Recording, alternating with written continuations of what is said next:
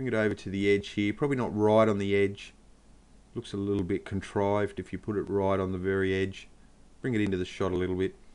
And that's our first keyframe. And what we want to do is come through for about 4 seconds.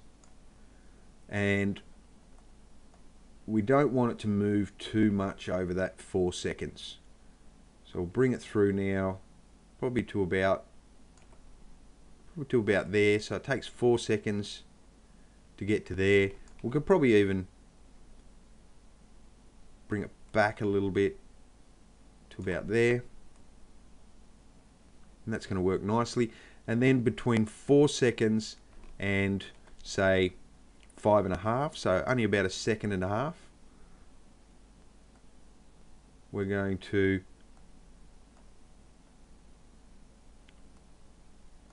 slide it over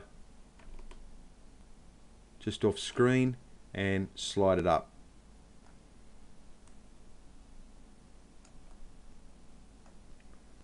Just so that it shoots up high like so. And we can grab the Bezier handle for the position and just give it a bit of a curve there.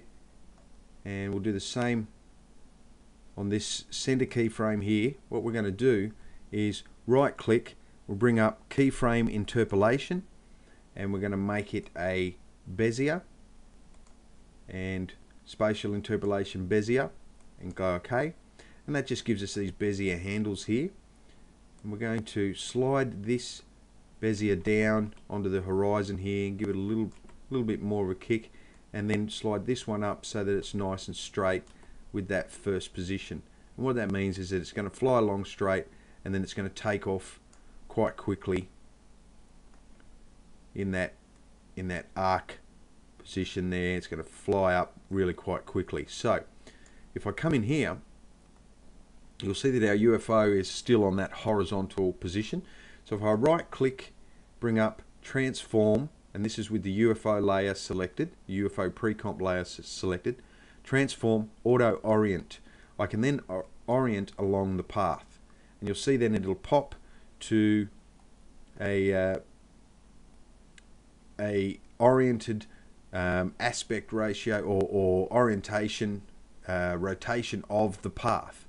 And that's exactly what we want. I'll just switch this back to a third on the quality. It's getting a little bit jerky because the footage is really quite high res.